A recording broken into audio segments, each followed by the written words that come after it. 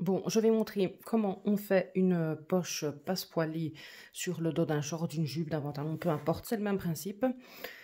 Donc, tout d'abord, j'ai marqué l'emplacement de ma poche passepoilée sur l'envers de mon tissu, toujours bien sur l'envers. Ici, j'ai mis en double et j'ai passé un point bouclette au fil à bâtir. Comme ça, je peux écarter les deux pans de tissu et que ce soit marqué directement sur les deux pans de tissu. Ici, donc j'ai bien marqué mon rectangle. Ça, vous regardez sur votre patron ce qui est indiqué, la largeur, la longueur, l'endroit, tout. Vous regardez bien sur votre patron comment c'est mis. Voilà. Donc ici, ce que je vais faire, c'est écarter les pans de mon tissu et couper mon fil bouclette pour marquer l'emplacement de ma poche passepoilée.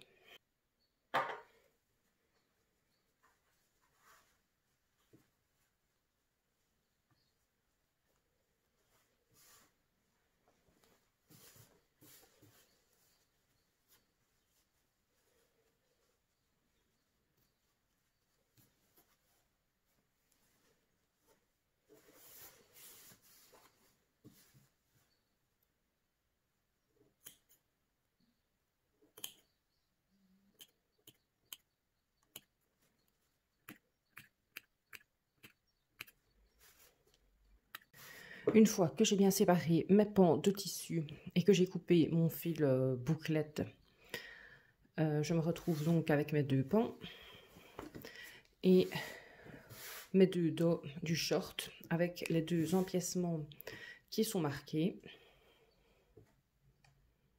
Je suis sur l'envers de mon tissu. Je prends une bande de thermocollant que j'ai coupée pour venir la mettre ici et renforcer sur l'envers pour venir ensuite piquer ma poche et pouvoir couper l'intérieur de ma poche, le trou de ma poche.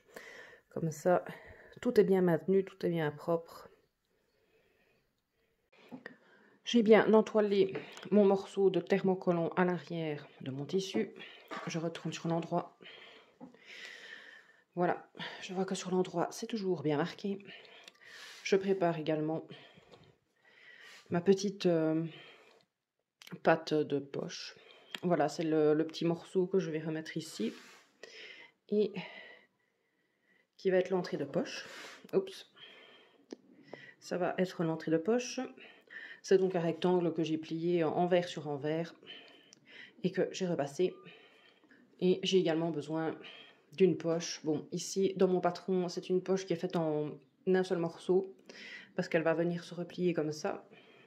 Et j'aurai ma poche. Mais si vous avez deux morceaux, c'est exactement le même principe, sauf que vous aurez une couture en plus qui est là. Mais c'est tout à fait la même chose. Bon, j'ai mis mon passepoil sur mon endroit de tissu. Et qu'est-ce que j'ai fait ici? Donc je l'ai placé j'ai laissé 1 cm de valeur de couture tout le long ici. Et j'ai retracé à la craie-tailleur toute une ligne ici où je vais piquer ensuite à la machine. C'est exactement la même ligne que mon fil à bâtir en dessous. Je l'ai retracé pour pouvoir aller piquer avec précision à ma machine tout le long. Ma patte de poche est donc dirigée vers le bas. Donc ici, vous voyez que c'est le pli. Là, c'est le pli. C'est dirigé vers le bas, vers mon ourlet. Et ça, c'est vers la taille de mon vêtement. Donc ça, c'est pour la patte. Ensuite, je prends ma poche. Ma poche, j'ai également tracé à la craie-tailleur à 1 cm de valeur de couture que je vais venir replacer exactement sur ma ligne à bâtir ici.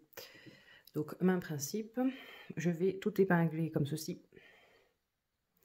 Je vais épingler tout le long. Et j'aurai aussi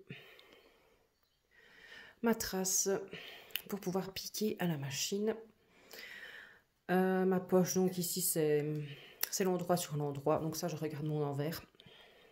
Et je vais épingler désormais tout le long. Ensuite, je passerai à la machine pour piquer ici et pour piquer ici. Et oui, je laisse également 1 cm de valeur de couture sur le bord. Ici, vous voyez, j'ai marqué 1 cm de valeur de couture ici et 1 cm de valeur de couture ici pour pouvoir ensuite retourner ma poche passepoilée et que d'avoir un petit morceau ici qui sera très important pour la suite des opérations. Je prends la machine à coudre et comme expliqué précédemment, je vais piquer ici tout le long et piquer ici également tout le long de ma marque jusqu'à ma valeur de couture. Voilà, c'est un point normal.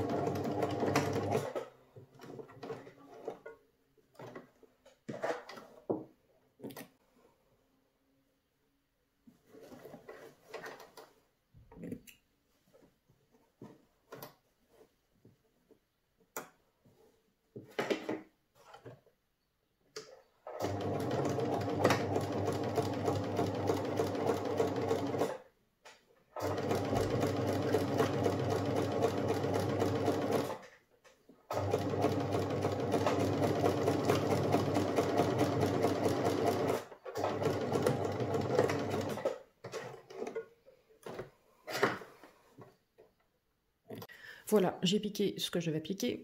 Maintenant, je vais venir écarter tout ça.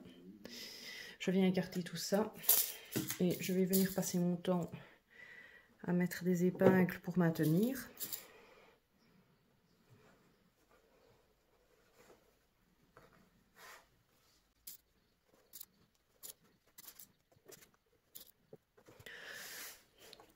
Comme vous voyez, maintenant j'ai accès au milieu de mon rectangle. Je vais venir retracer le milieu de mon rectangle. Et je vais m'arrêter ici à 1 cm et ici à 1 cm. Bon, je vais venir prendre mon ciseau et ouvrir donc de là jusque là. Voilà, j'ai laissé mon centimètre ici, mon centimètre ici et je vais ouvrir le milieu de mon rectangle. C'est parti.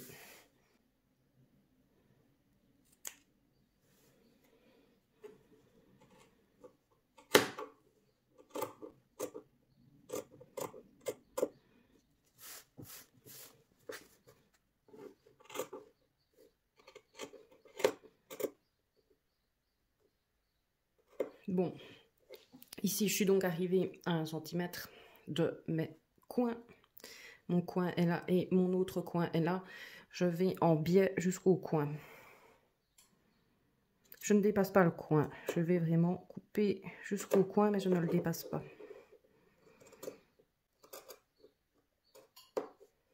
Pareil de l'autre côté.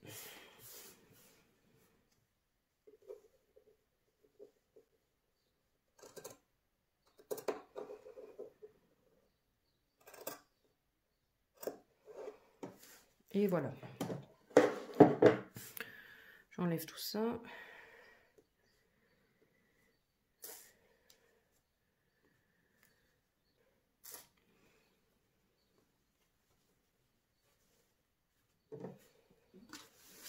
Je rentre ma poche.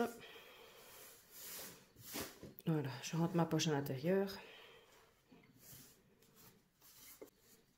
Et ceci va revenir comme ça. Et je rentre tout dans les trous qui ont été faits précédemment.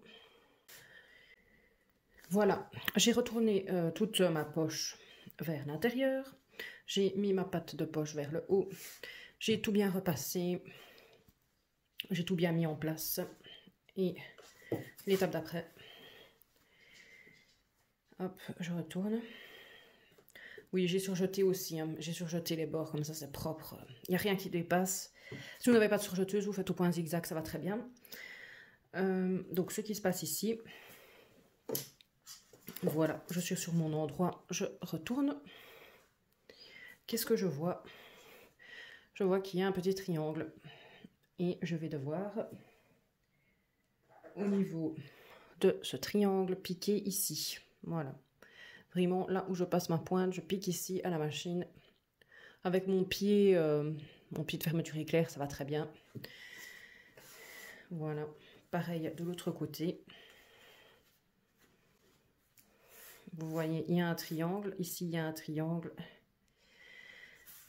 Et je pique ici pour tout maintenir en place. Courage, ici, on arrive au bout. Donc ça, c'est mon endroit. J'ai tout bien préparé. Je retourne. J'ai piqué mes fameux triangles en coin. Vous allez me dire ici, j'ai encore ma poche qui est en liberté, qui ne fait pas poche. Voilà. Qu'est-ce qu'on fait?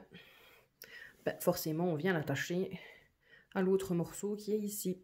Voilà. Donc là, vous avez le trou. Ça, vous avez le morceau. Et on va venir épingler tout ça là. Comme ça, on épingle, on pique sur le morceau la valeur de couture qui reste tout le long. Et ensuite, on pique les côtés et on surjette les côtés de la poche. Et ce sera terminé.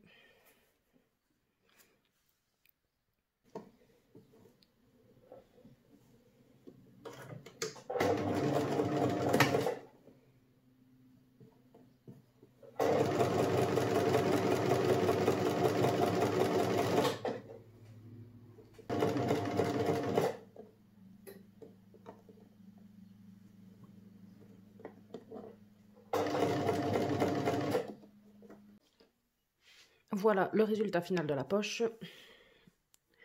Donc sur l'endroit, quand on l'ouvre,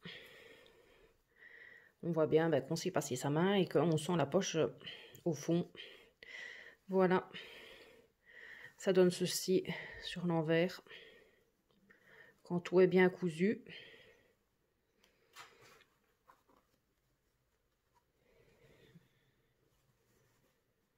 Voilà. Et sur l'envers, pardon, ça donne ça. Voilà. Donc, si j'ai des conseils à vous donner, c'est de bien préparer, bien prendre le temps de préparer tout ce qu'il faut, bien marquer avec un bic effaçable à la chaleur, un fil de faux fil, une craie tailleur, tout ce que vous voulez, mais bien préparer le terrain avant de commencer, prendre son temps et être précis, voilà. Parce que la beauté de la poche ici, ça va vraiment être... il faut vraiment que ça soit précis pour que ça soit joli. Voilà, donc bien prendre son temps. C'est pas la poche la plus facile à faire, je trouve. C'est pas le travail de couture le plus facile à faire. Mais si on suit bien les étapes, si on prend son temps et si on prépare bien tout, qu'on marque bien tout à l'avance, normalement, ça doit le faire. Voilà. J'espère que ça vous aura été utile et je vous dis à bientôt. Bye bye.